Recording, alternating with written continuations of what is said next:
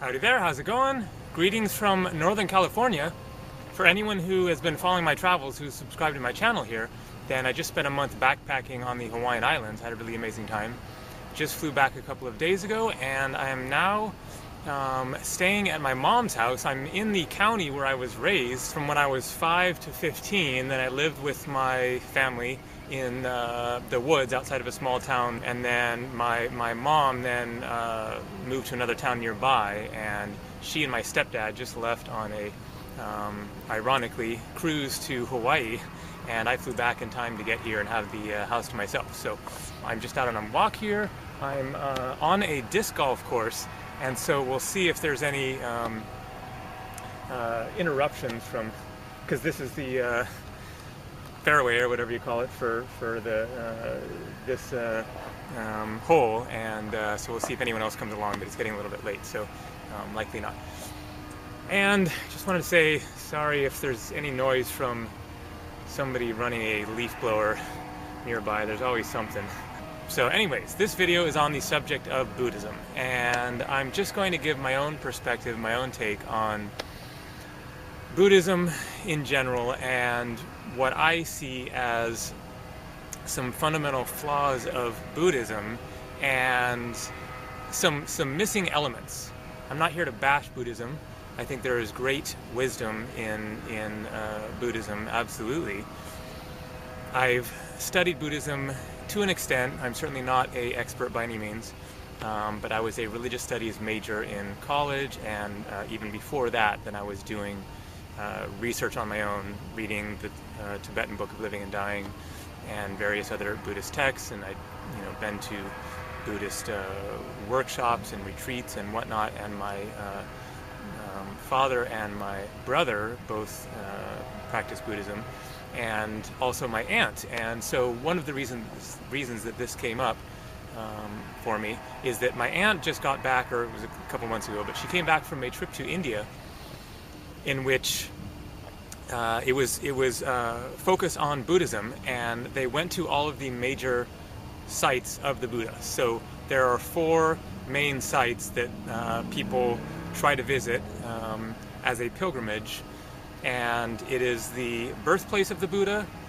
where the Buddha gained enlightenment, where the Buddha gave his first sermon, and then where the Buddha died. And there 3 of those spots are in India, and then his birthplace is in Nepal, just over the border from India. And I actually visited that town, Lumbini, on my recent trip last year to Asia. I went to Nepal and India and a few other countries. So I've been to Lumbini, the birthplace of the Buddha, and also outside of Varanasi, the place where the Buddha gave his first sermon is called Sarnath.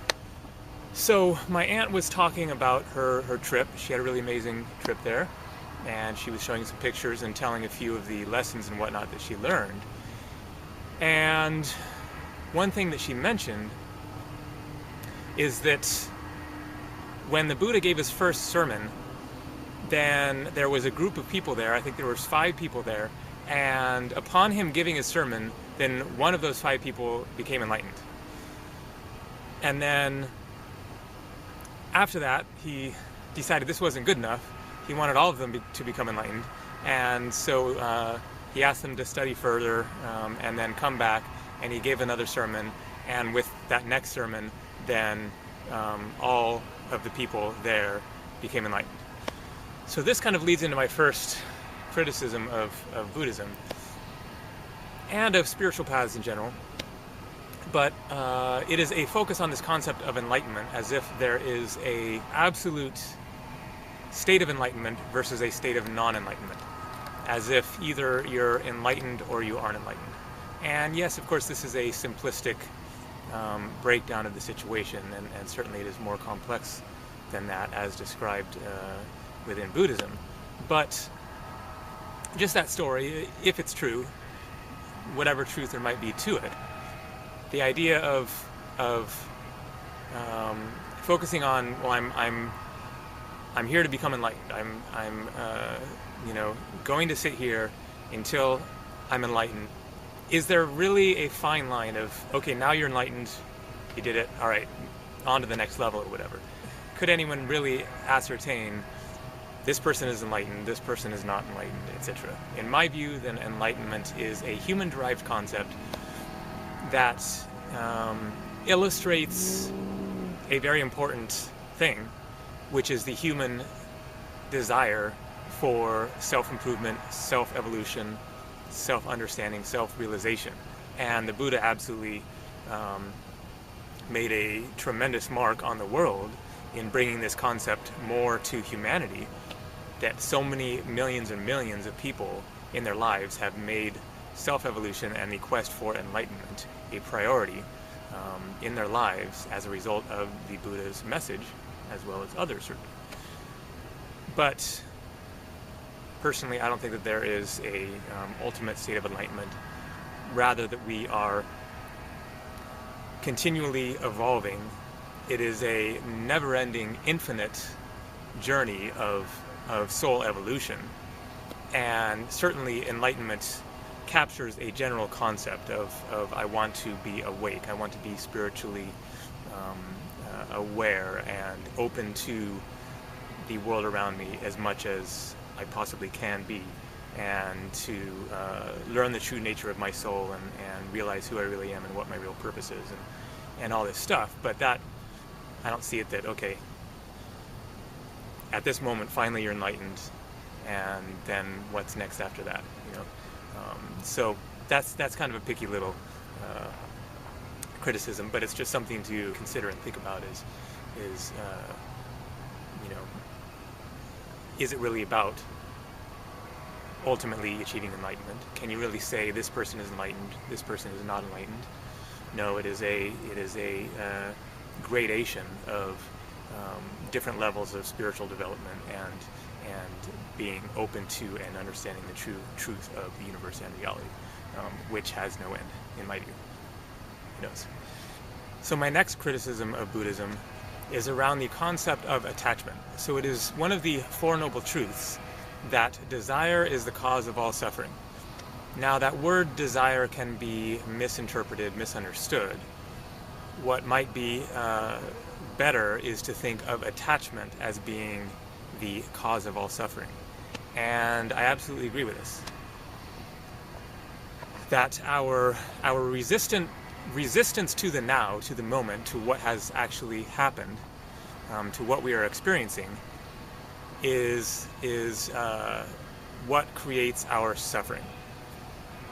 Now, whether or not this is a absolute 100%, it kind of depends on how you look at it, for one thing. First of all, there is a difference between pain and suffering. If somebody chops your arm off, you're going to experience pain, and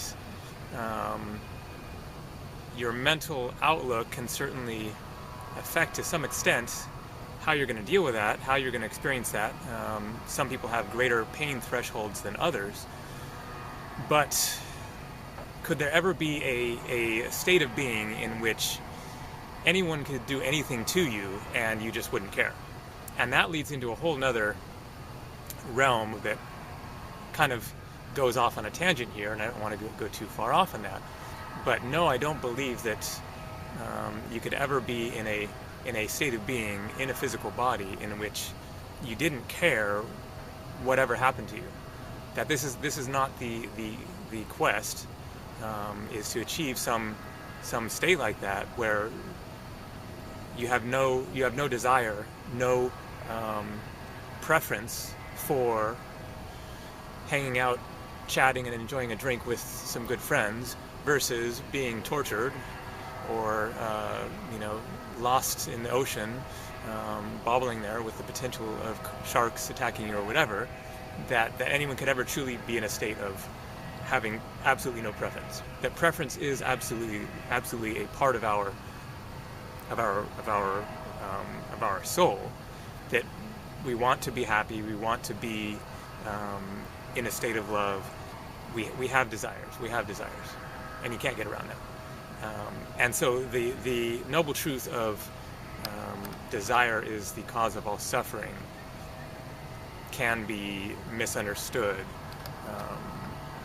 And so let's just look at this concept of attachment.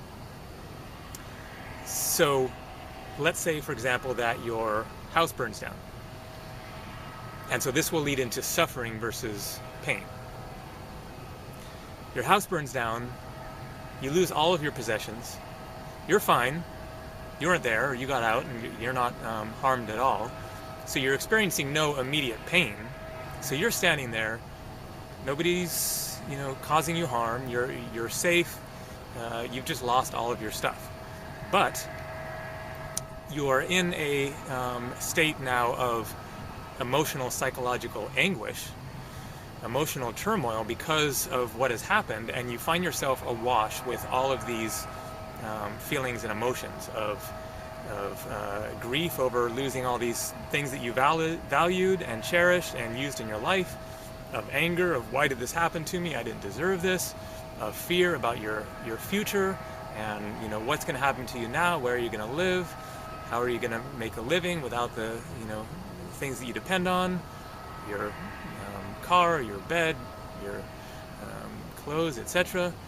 And so you are in a state of suffering now, and your suffering is because of resistance to what is happening. You wish that that hadn't transpired. You have a non-acceptance to that circumstance in your life.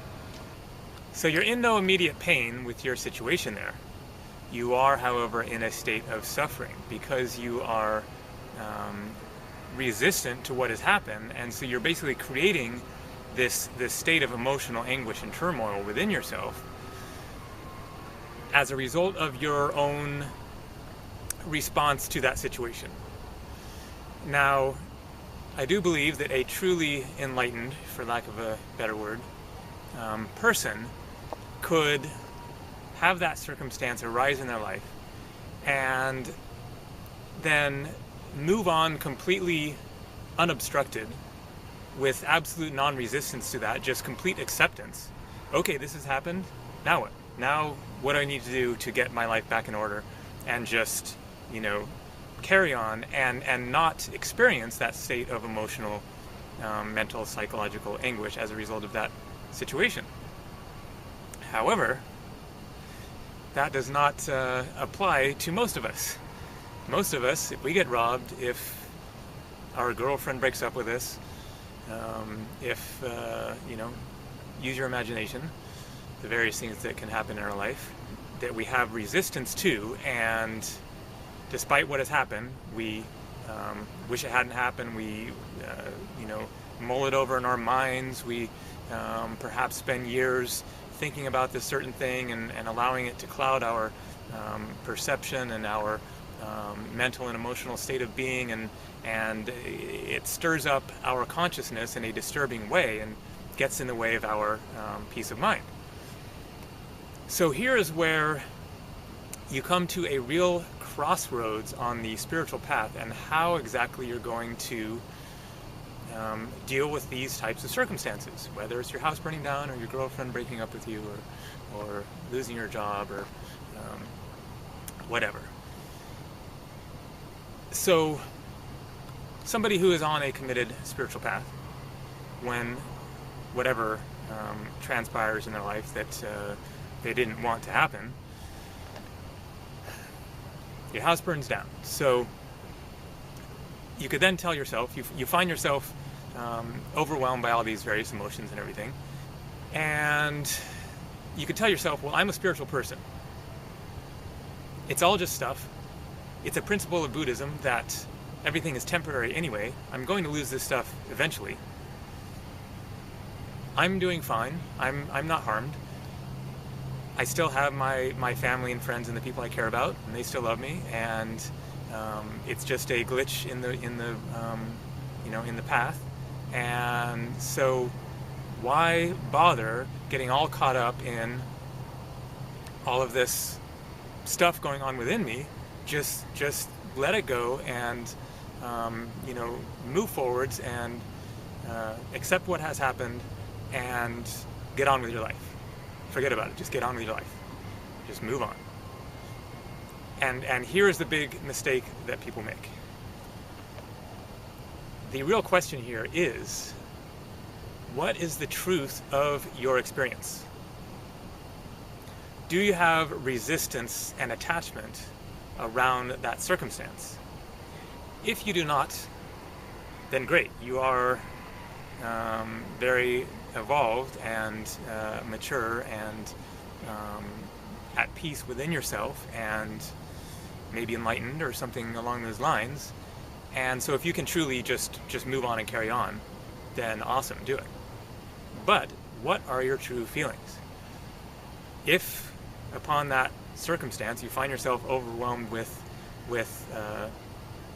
various difficult feelings and emotions, then the way to deal with that situation as it has transpired both without and within you is to go deeply within and truly acknowledge the full depth of what this circumstance has brought up within you.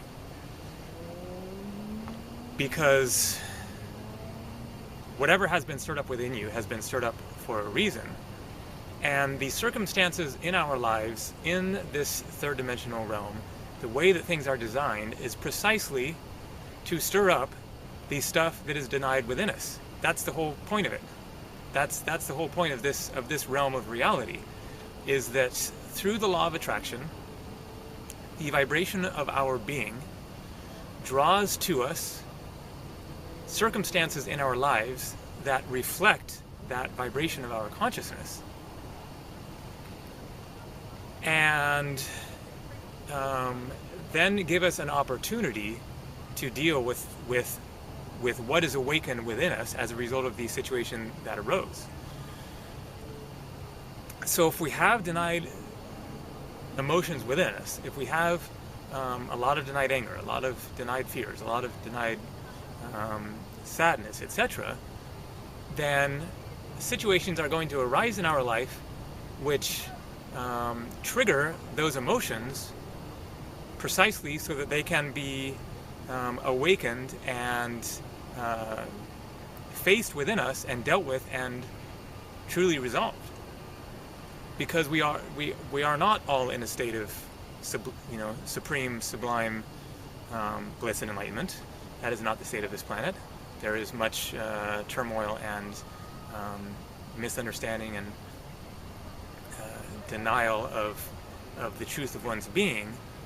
And the point of these circumstances in our life is to affect our consciousness, our soul, in such a way that it causes us to get in touch with parts of ourselves and then be forced to deal with them one way or another.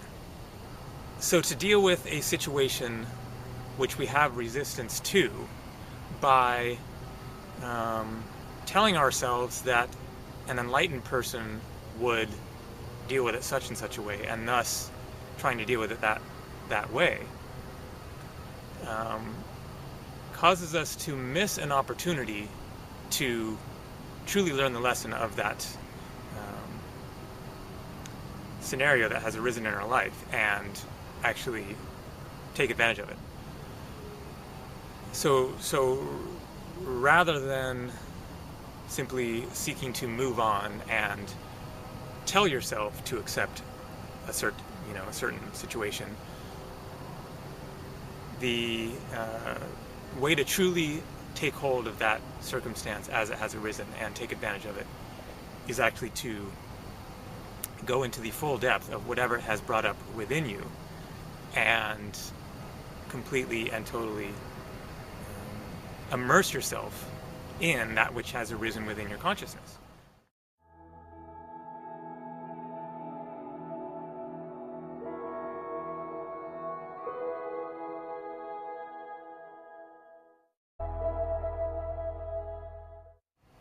Howdy there, how's it going? Greetings from Northern California. For anyone who has been following my travels, who's subscribed to my channel here, then I just spent a month backpacking on the Hawaiian Islands, had a really amazing time. Just flew back a couple of days ago, and I am now staying at my mom's house. I'm in the county where I was raised from when I was 5 to 15. Then I lived with my family in the woods outside of a small town, and fundamental flaws of Buddhism and some missing elements. I'm not here to bash Buddhism. I think there is great wisdom in Buddhism, absolutely. I've studied Buddhism to an extent. I'm certainly not an expert by any means, but I was a religious studies major in college, and even before that, then I was doing research on my own, reading the Tibetan Book of Living. Then my mom then moved to another town nearby, and she and my stepdad just left on a ironically cruise to Hawaii, and I flew back in time to get here and have the house to myself. So I'm just out on a walk here. I'm on a disc golf course, and so we'll see if there's any interruptions from, because this is the fairway or whatever you call it for the this hole, and so we'll see if anyone else comes along, but it's getting a little bit late, so likely not. And just wanted to say sorry if there's any noise from somebody running a leaf blower nearby. There's always something. So anyways, this video is on the subject of Buddhism, and I'm just going to give my own perspective, my own take on Buddhism in general, and what I see as some